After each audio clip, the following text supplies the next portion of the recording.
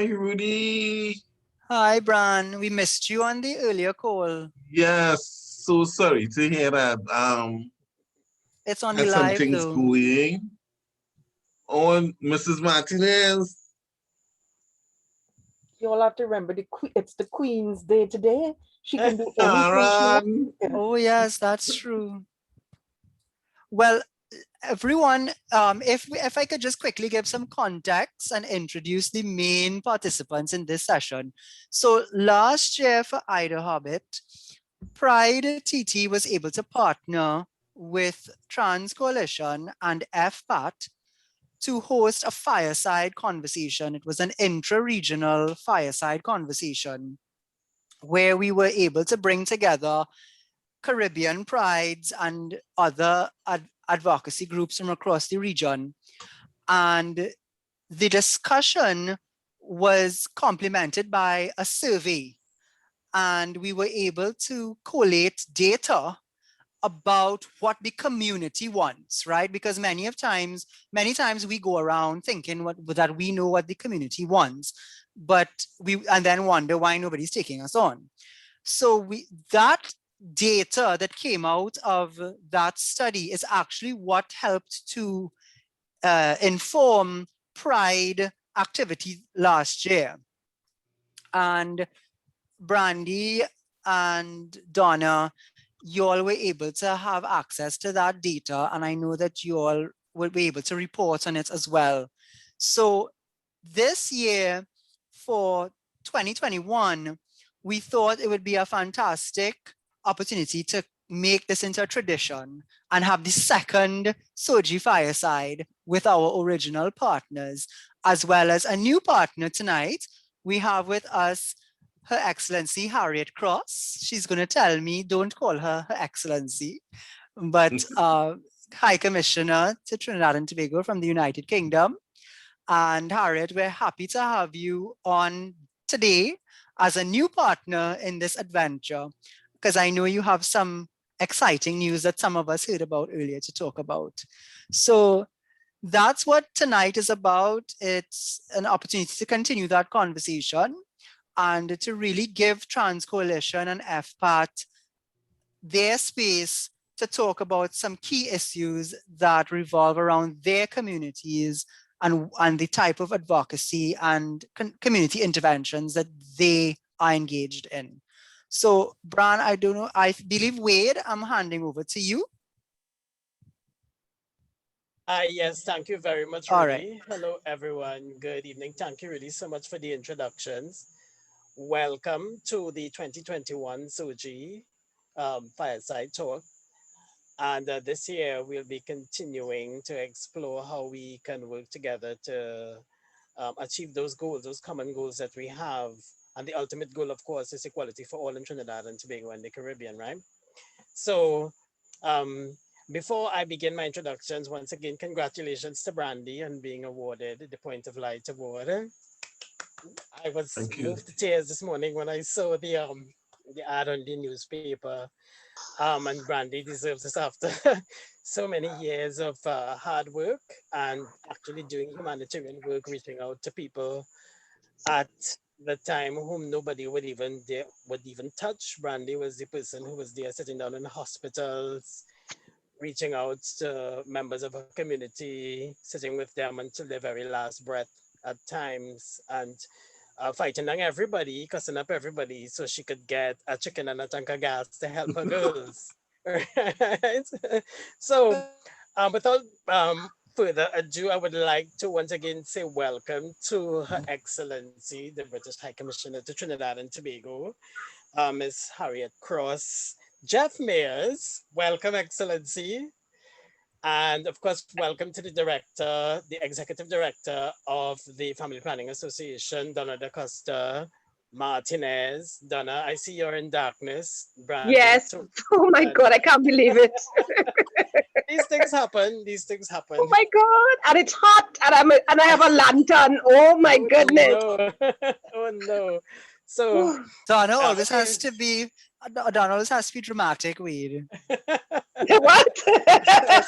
So, and hopefully later on, we will have Dr. Sabro from the NAC joining us too as well. So we have a little bit of time with us, and let's stay within the 45 minutes that we have to keep our discussion rich. So without further ado, Excellency, I would like to invite you to quickly introduce yourself to everyone here today.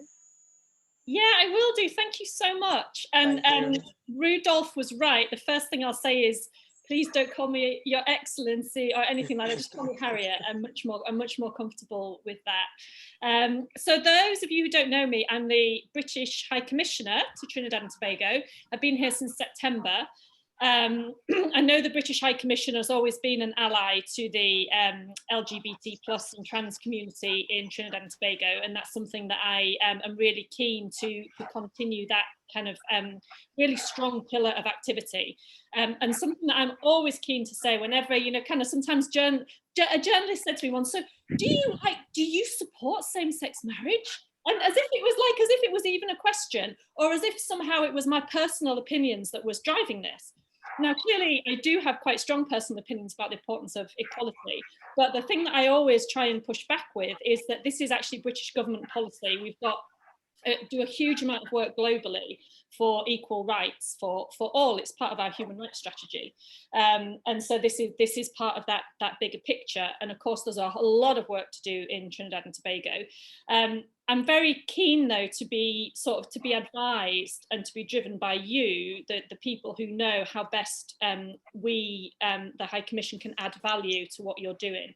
So that's part of why I wanted to be here tonight, just to listen and to find out how we can be the best ally that we can be for you.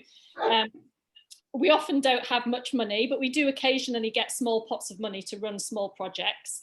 But I know partly it's, as much as anything else, about platform and communication and consistently showing our support for improved rights.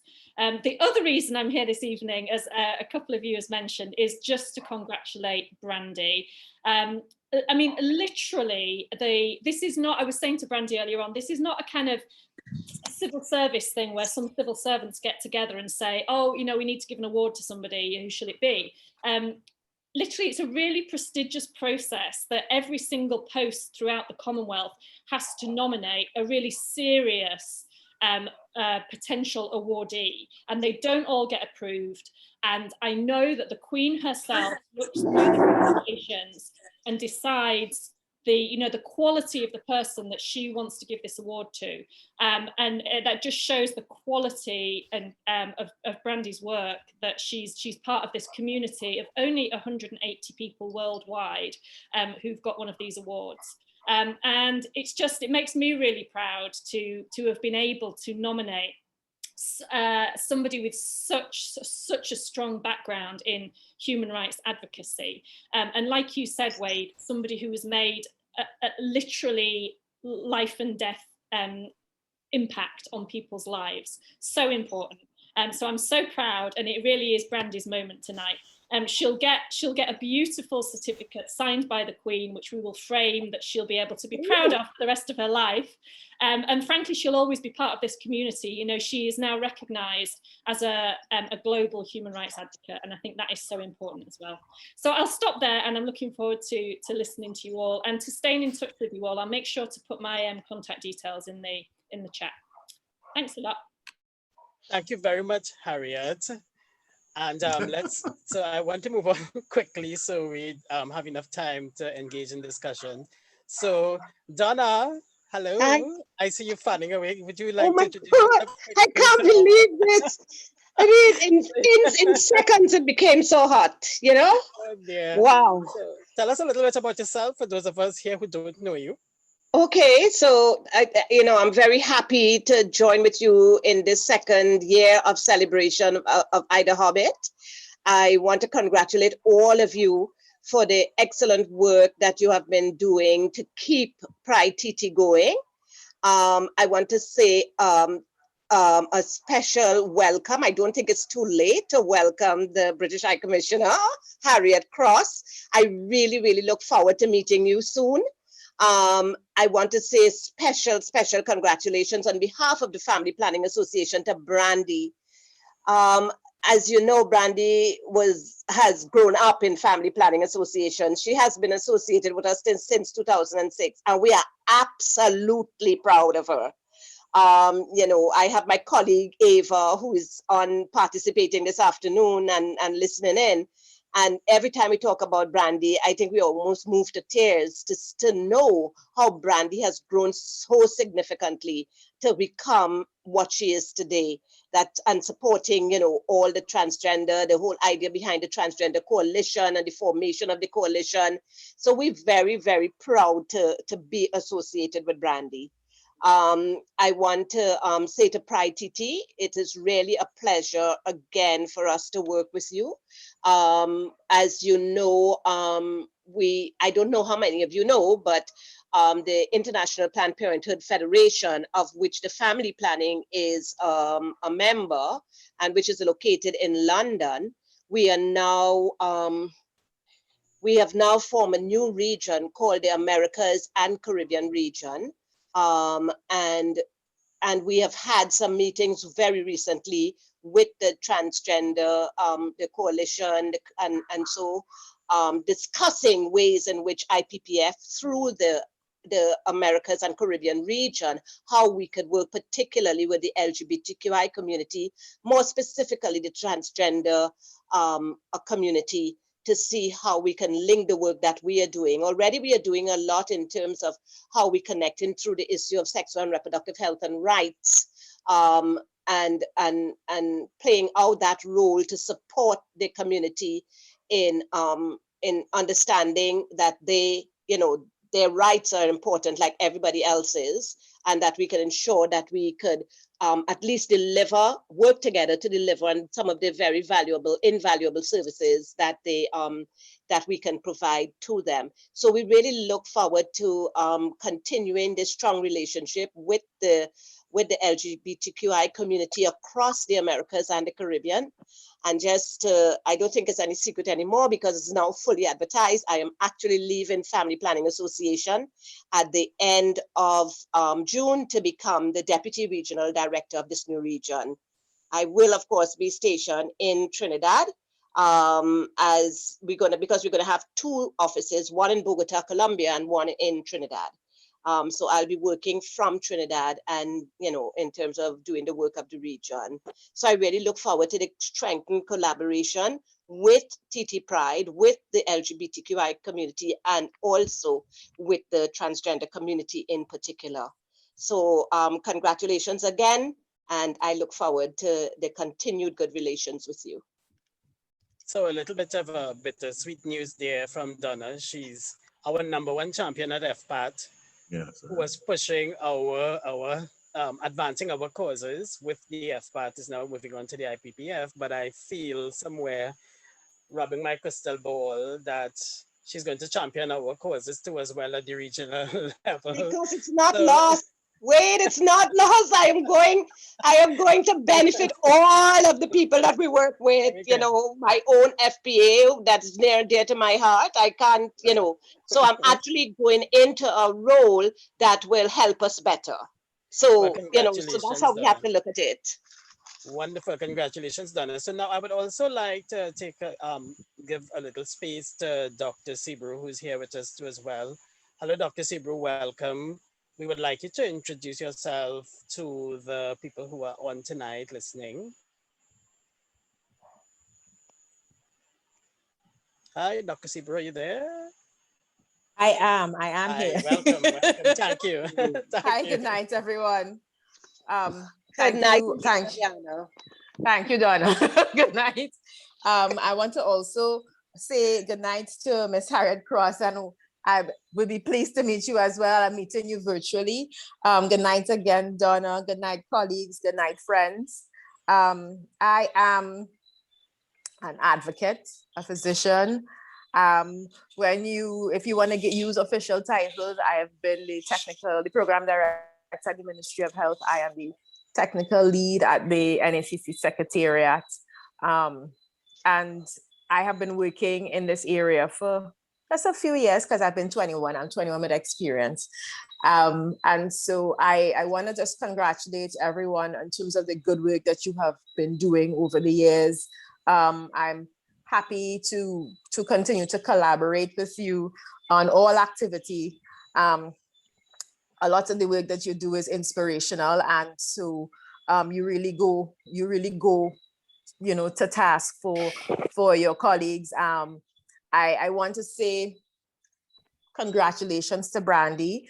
I already told Brandy she used to give me an autograph picture. You know, I'm so proud of her, so proud of all that she's done, so proud, as Donna has said, in terms of all of her growth. So I'm just gonna stop so I don't, you know, because Brandy put me on the spot here. But I just wanted to say good night to everyone and congratulations again on your, you know, your celebrations and your celebration of the International Day, or I can't, the acronym kind of, it's difficult for me to say because I'm a little tired. So sorry. Okay, well, thank you very much, Dr. Sibru, and welcome. Welcome to our fireside chat. Or we could say powwow, it's an indigenous word for meeting of peoples too as well. And of course, let's say hello everyone to Brandy. Brandy, the floor is yours. You have a couple of minutes. Tell us, how do you Yes. feel? Oh, it was a fantastic day, a really, really, really fantastic day. And I have to say, thanks to a few people who here tonight, so I don't have to tell them again. And there's Mrs. Martinez. Since 2006, she really stick with me. And, you know, I've learned so much from family planning, and, you know, I gave so much in terms of what we needed, what the community really needed. Eva is here, you know, I have learned so much. I have built my capacity. People like Sharon Motley, you know, I've really, really, you know, you all can give me the props to be where I'm at today, and also working with you, Wade and Rudy, in the last year, 2 years. You know, I've really learned a lot, and I thank you all for being the people that you all are, because the hard work came with, you know, I was really, I knew what I wanted to do, but the support that you all give, it was really fantastic. And I want to say thanks to Dr. Sibru and everybody who stick with me through the second term, because at that time, you know, working with the community and understanding the needs of the community is two different things. And we had to collaborate in any small way or any way, you know, best for the members of the community, because the Trans Coalition, our platform is really working with sex workers, PLHIV, LBGTI, and migrants. So we have an overlapping in some areas. So I really honestly say thanks again. And I feel really good to be awarded, you know, have this award. And I really want to celebrate with you all who have given me this encouragement, and, you know, who had really showed the support that was necessary for the time. And I'm really glad. I don't think if I have to do it again, I will do it. I have no regrets. Being in FBA since 2006, and, you know, working with the community members, the sex workers, the LGBTI community, you know, talking about education on HIV, sexual reproductive health and rights. We had all of these things done, you know, and it at the end of the day now, it really benefited a lot of persons, because I have built, my membership has really grown. And, you know, a lot of people talk very well about that. And, you know, but it did not, it started with people like Donna and Eva and, you know, Sharon, as I said, and you, Wade and Rudy, people who really understand what the community is asking for, and the support that you all give. I want to say thanks again. Thank you, Brandy. So everyone, I see Sharon is here. Welcome, Sharon. Welcome, Conrad. And I'm seeing a lot of other familiar faces, Fig, you know. And I want to also welcome our newest CLO, Miss Zoe. So hi Zoe, welcome. Hi, good night, Zoe everyone. has been a fantastic addition to the team, people her fresh face and the fact that she in her own right is a big celebrity has also increased the amount of social media attention that we have been getting at the Trinidad and Tobago Transgender Coalition. And Zoe herself has become a spokesperson in her own right and in many ways for trans rights too as well. So with Zoe, I think 2021 is going to be an even more successful year for us here at the Trinidad and Tobago Transgender Coalition. So now let's get into a little bit of chat. So taking into consideration that we are now 1 year and some into COVID, it has impacted on a lot of the work that each one of us want to do as an organization. For sure, I can tell you, working with Brandy last year, the needs and the calls started coming in for not just sustenance and not just care kits, but there was also a great need for psychosocial support. So one of the things that we tried to work on a lot at the Trinidad and Tobago Transgender was working around the limitations to get our community together, just to exchange ideas, to invite people to sit down and have these very comfortable, informal discussions so that they can relate their personal experiences, their sense of loss, their sense of frustration of being isolated, and how COVID had impacted on individuals from our community. And unfortunately, many of them are part of the sex work um, groups in Trinidad and Tobago. And COVID has impacted on their ability to earn a living, and it's even put a bigger strain on even other members of the community who may not have considered sex work in the first place. But now I even hear from cisgender straight women who are saying that they are considering for the first time entering the field of sex work because they feel that that is the only option for earning a source of revenue during this time. So the question that I want to throw out to Donna and to anyone else around, also to Dr. Sieber, is how has the COVID impacted on your programming work, and how has it impacted on your ability to reach out to your constituents? So, Ayana, you going first, or you want me to go first? Let's You have could go Donna. first, Sorry. Donna. Okay, all right. So we do recognize that with COVID pandemic, I think it really increased or demonstrated for us the significant challenges that still remain, particularly for the community.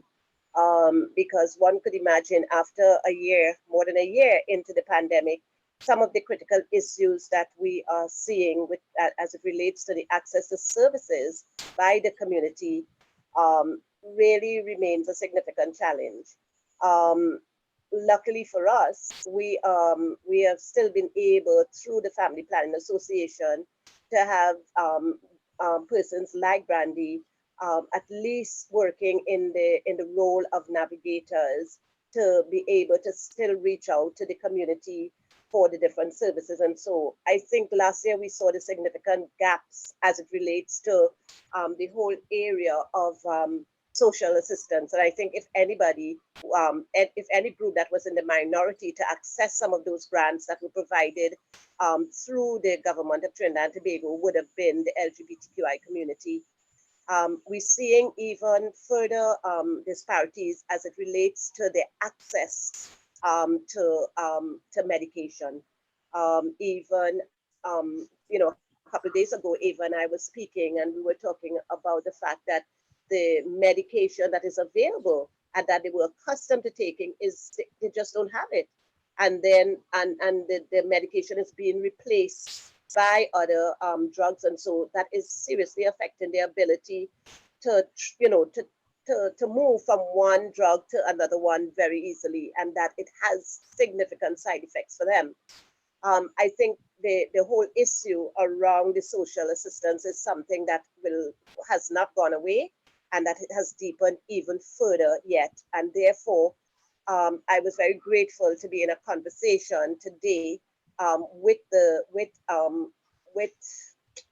Dr. Ayana Sebro and Haku to look at ways in which we can really close those gaps and strengthen the work that already exists on the ground so that we can have a better impact, reaching out to the communities and providing the necessary services.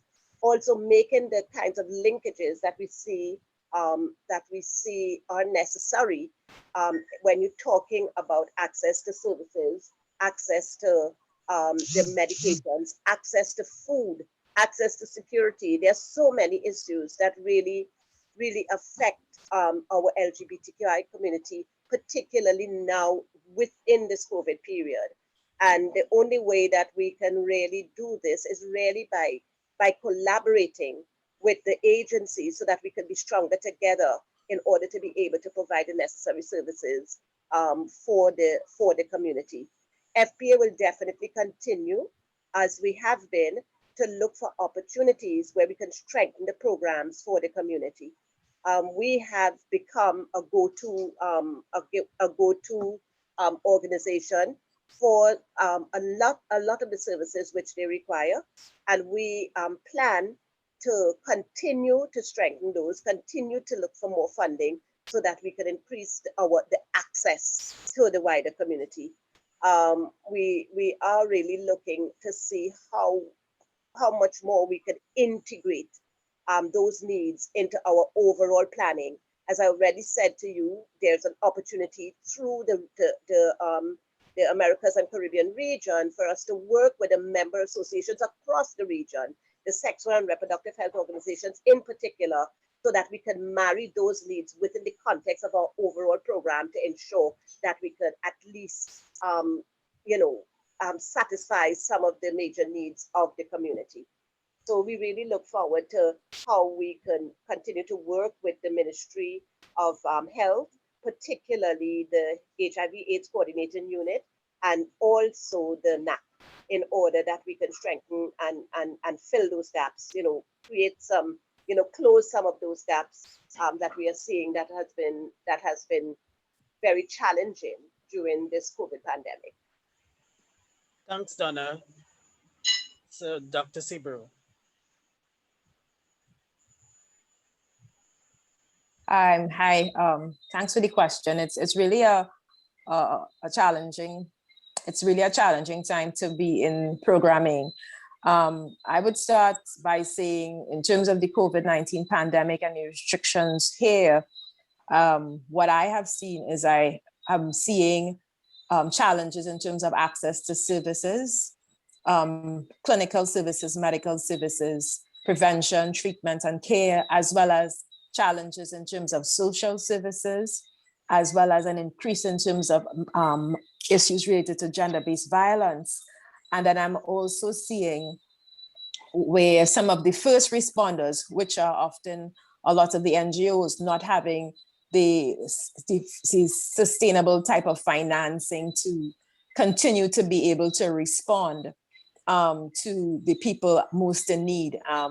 I think that there's been a lot of innovation around COVID-19 and a lot of sharing what we have. But I think one of the biggest things here is the opportunity to kind of fashion a more resilient response, because where we talk about the issues in terms of access to services, we have to be able to have a dynamic service that can respond in a disaster or a change, in a pandemic or some type of a disaster in a way that is a little bit more, it has to be more responsive.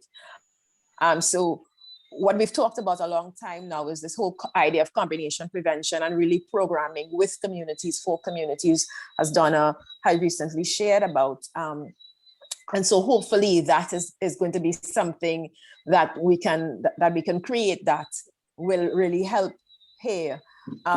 With respect to the social services, there's been a lot of additional advocacy that we have had to try and see how we could support persons, because it's not just access to food.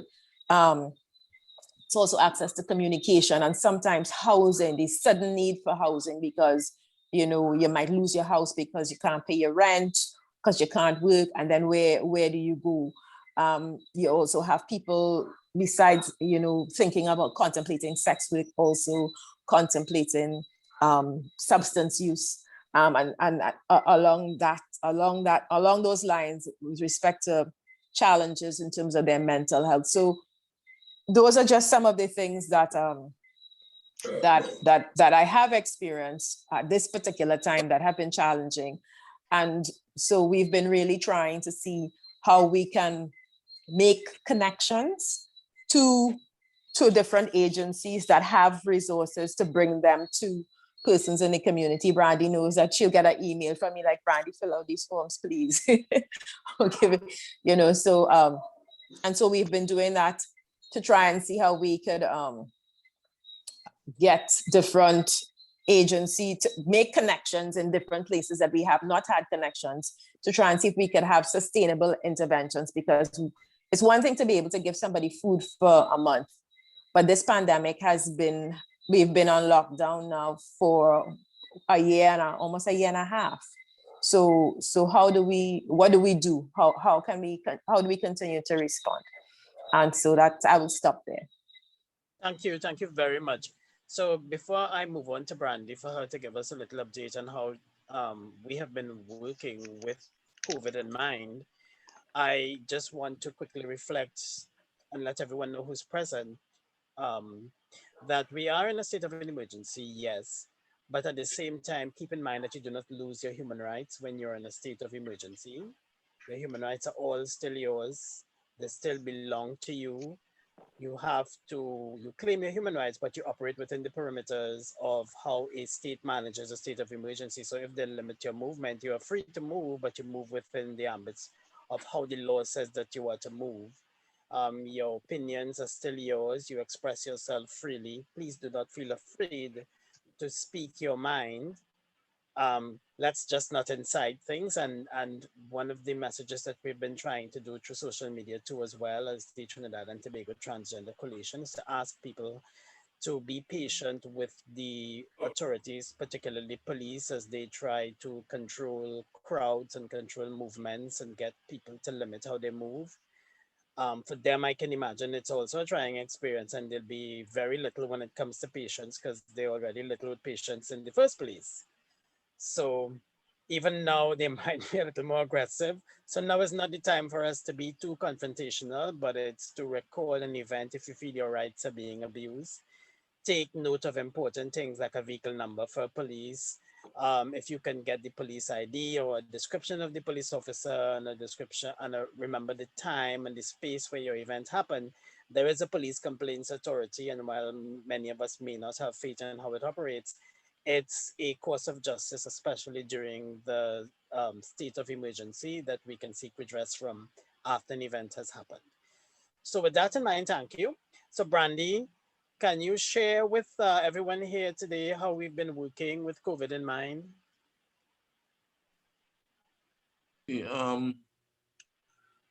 One of the first things that we did early, actually what forced us to be in the position that we're in, I was in a stakeholders meeting and on the 31st of March 2020, and I was actually told by the PS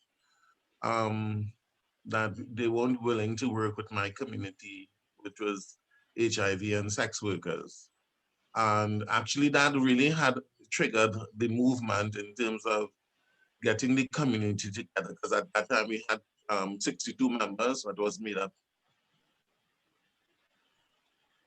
of the different platforms, you know, PLHIV, migrants, sex workers, everybody. And by the end of 2020, I think that had actually grown to like nearly 100 persons, because of the fact that, you know, marginalized and vulnerable communities did not have the requirement of IDs and leaves from landlords, and, you know, was not paying taxes and stuff like that, like NIS and that's a charge.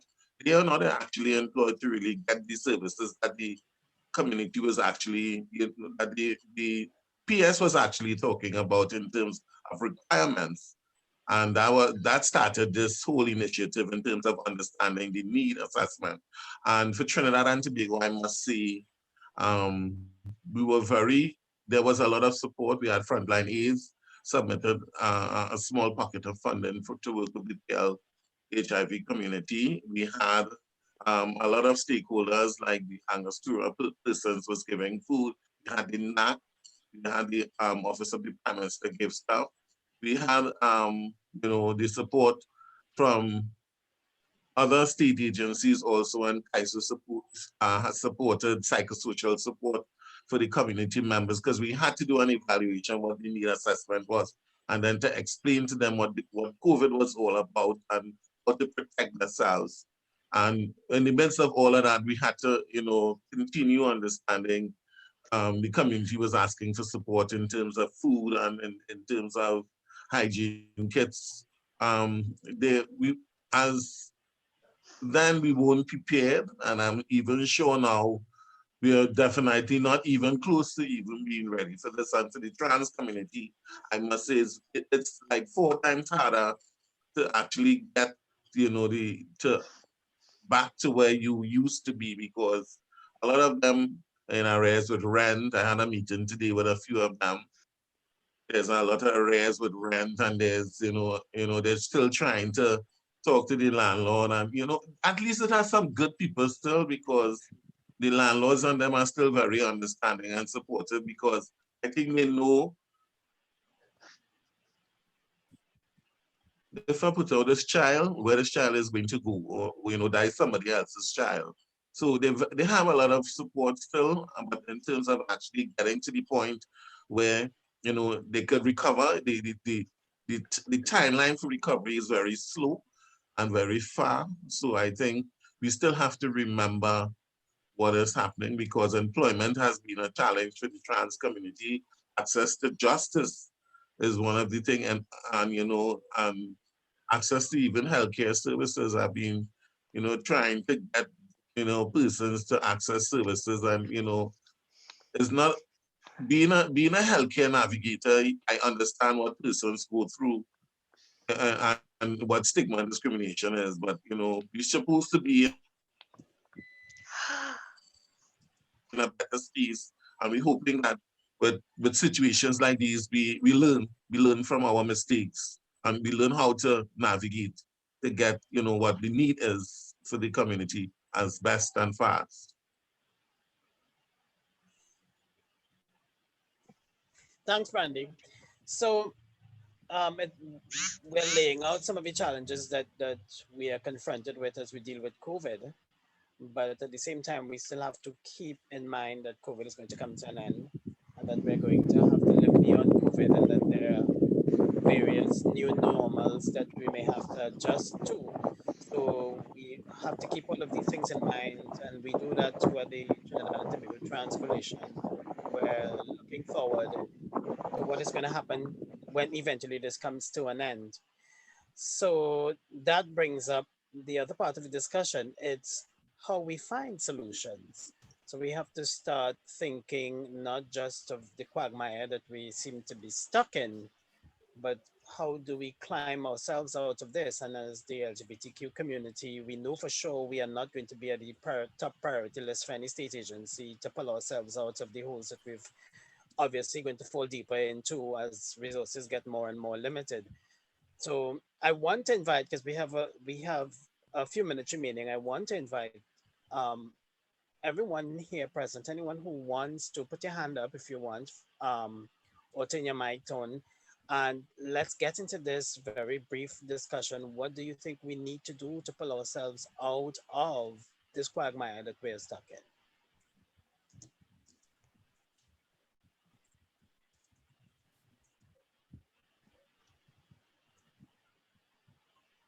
So one of the things I think that we probably could do while people are sort of running through their minds is we really need to get those duty bearers or state agencies that have a responsibility for our lives and our social security and our health and everything else. We need to have them educated about what the letters mean, this alphabet soup of people who walk around Trinidad and Tobago, and many of us are in the shadows. And we need to also help them to understand what gender identity is, and there's a difference between gender identity and sexual orientation. So you can imagine, for people who've grown up in a culture of ignorance of of diversity and the spectrum of sexuality and the spectrum of genders, growing up with traditional male and or man and woman identities, it's difficult for them to actually come to terms with who we are. And one of the things that maybe we can do is come together as a community and find creative ways to help them to understand. And we have to use, maybe get to those spaces that they're most attracted to and sort of find a way to infiltrate these spaces with information to help them understand who we are as people. Hi, Sharon. Hi, good night, everybody. I think as we look towards addressing the needs of the LGBTQIA community, it's important to do ongoing needs assessments. Like, for us not to try to anticipate what people's needs are, but to actually ask them what their needs are, because what you will find with different demographics, you will find different needs. Younger folks will have a different sets of needs, and their needs may be around psychosocial support, etc. And so I think it's important to always try to keep our pulse on what the community's needs are, one. And then also, I think it's important, and don't tell me I'm losing my point. Economic sustainability and economic empowerment. And we had started some of that work years ago through our community markets. We had done pride markets in which we provided a space for LGBTQI creatives to be able to sell stuff. And these markets were open to the general public. So it was an upmarket for LGBTQ folks. And it was, I think we had about 3 or 4, and they were pretty successful. And I think as we move forward, needs assessments, and then ways to economically empower our people, you know, I think it is important. Thank you. Okay, thank you.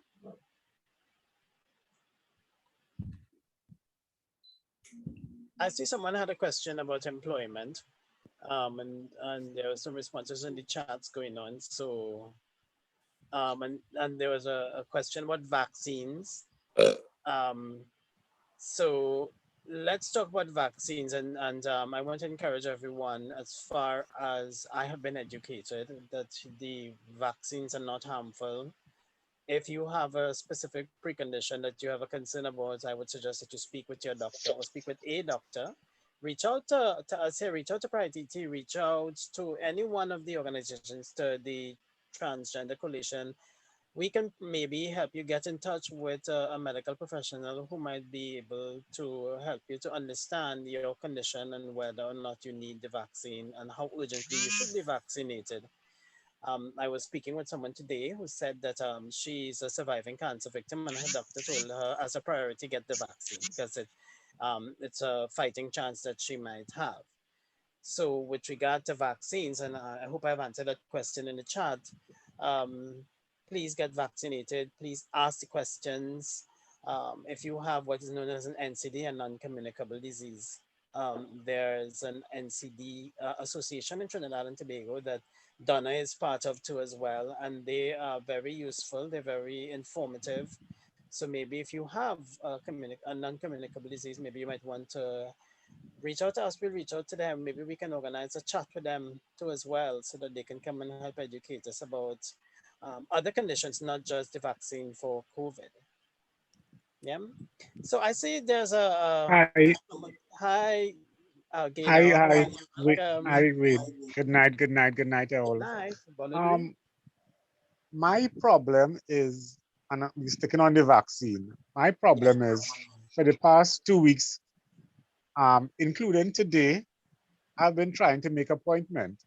Now I have the list of all the sites in the country, and so the sites closest to me would be the St. Joseph Enhancement and the Paddock, and the phone just keep ringing. Yeah, the phones just, the extensions, everything just keep ringing. The WhatsApp number, nobody replies on the WhatsApp number. And I am amazed that the government is pushing for people to sign up to be vaccinated, yet the phone service not working, or nobody's there to answer the phone service. Right. And that's my issue. Well, thank you for sharing that, Gino. I think you and the rest of us in this group here would have probably used that WhatsApp message if we got it, and probably made 1,000,001 phone calls. And like yourself, we are equally frustrated that no one is responding to us.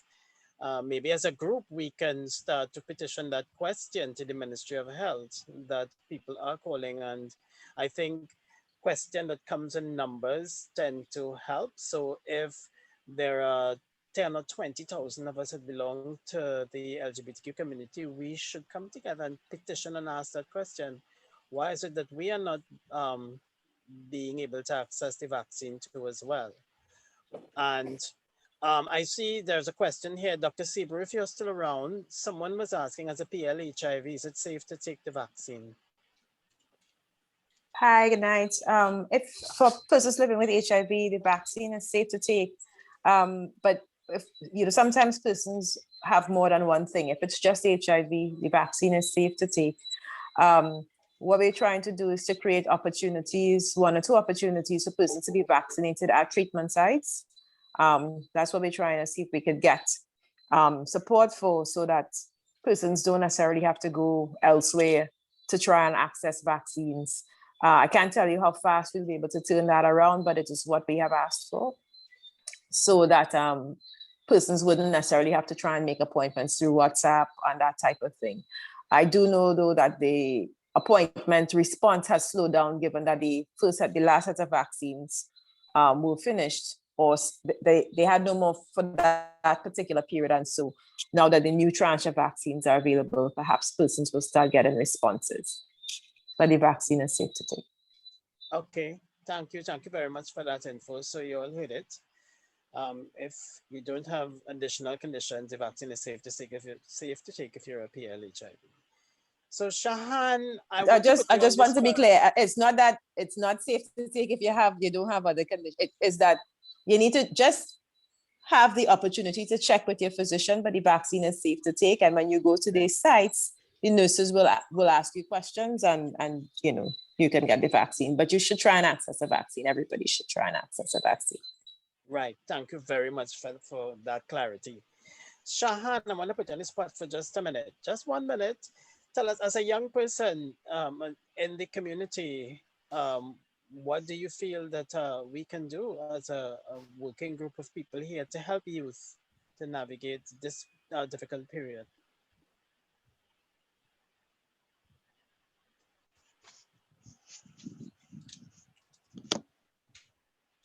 Hi, Shahan, are you there? Or Micah, what about you? I wait. Sorry, it seems as though Shahan might be out doing something because they have a lot of things to get done today. Yeah, she has. Actually, the other event is supposed to start now, guys. So we should wrap up. It's supposed to start now. So wait, can you just repeat that question? Let me see if I can answer that in 1 sentence, I guess, or 3 sentences at max. What do you think the young people is on the priority list for young people? Well, employment. Employment. Oh, well, employment, because I personally have an issue with employment, and we still have a lot of people who I was forced to leave my apartment because of the lack of employment and accommodation. That has always been an issue for me. And a lot of my peers and people within UWI who are non-heterosexuals share the same feeling from the interactions that I've had. Employment and accommodation, that's an issue that we need to really get resolved or get some help with, something like that. Okay, well, thank you so much for sharing. And everyone, I'm really sorry that we've run out of time. I hope that it has been useful to everyone. Harriet, I hope that this discussion has brought some enlightenment to you, and it will give you some ideas of how you can get involved with us. Please feel free to stay in touch with all of us. And if there are any organizations here that you would like us to help you get in contact with directly, we're very happy to help you too as well. So thank you everyone tonight for listening in to our SOGI 21. And there's another activity that's about to start right now. I'm going to post the link now. Thank you, Rudy. Yep. Thank you, Rudy, very much. Thank you, Pride. Good night, everyone. Bye. Thank you, everyone. Bye. Bye, everyone. Bye. Bye.